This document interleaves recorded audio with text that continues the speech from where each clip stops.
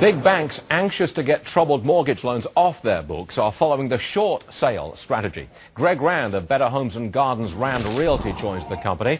Okay, let's define this for a start. Okay. You own a home, you sell it for less than the mortgage on it. That's correct. You're short at the closing, so the bank will negotiate with you prior to the closing when the deal's being done to accept a lower balance, a lower principal balance than what you actually owe. The bank takes the hit, the bank takes the loss, it gets the loss off its books. Period. They don't have the legal costs, $75,000 to $100,000 in legal fees and carrying charges, taking the property back and then remarketing it. So the bank wins, borrower wins because the borrower gets the credit untarnished. They get out of this thing and they're done. Now you're in the retail business. Yep. You see this happening frequently now? Hundreds of times last year. Really? And the biggest it's getting more of it? It's getting more of it because what's great about short sales is that people talk a lot about, and the president said it last week, reducing principal. Okay, you're underwater, how do you reduce principal?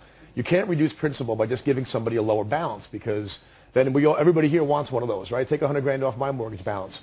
This way a borrower is out of the house, okay? They do lose the house, but basically everybody involved in the transaction is able to take a piece of it. Tax implications. There are none until 2012 on the mortgage forgiveness part. So the part that your bank forgives you is not taxable like it typically would be. That and through 2012. But your credit is tarnished. It is almost to the extent of a foreclosure. So you do have to be aware of that. That's the downside. That is the downside to it. Your credit will be affected by this. And the bank does take a hit. They have to write down an asset. Greg Rand, I'm terribly sorry we're short of time today, but thanks for filling us in. It's an increasing trend. We like to hear.